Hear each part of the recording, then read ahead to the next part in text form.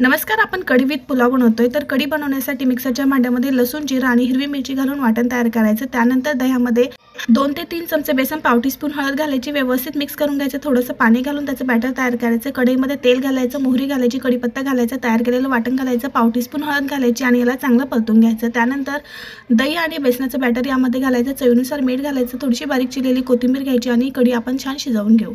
आता पुलाव बनवण्यासाठी या ठिकाणी राईस मी 2 ते 3 पाण्याने स्वच्छ धुवून घेतला. कढईमध्ये 1 चमचा तेल, 1 चमचा तूप घालायचं. भाज्या घालायच्या आहे, भाज्या आवडीनुसार कमी अधिक करू शकता.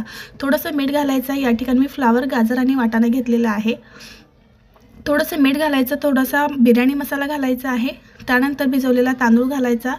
2 वाटी तांदळासाठी 4 वाट्या पाणी घालायचं, व्यवस्थित मिक्स करून घ्यायचं आहे. त्यानंतर चवीनुसार मीठ यामध्ये घालायचं.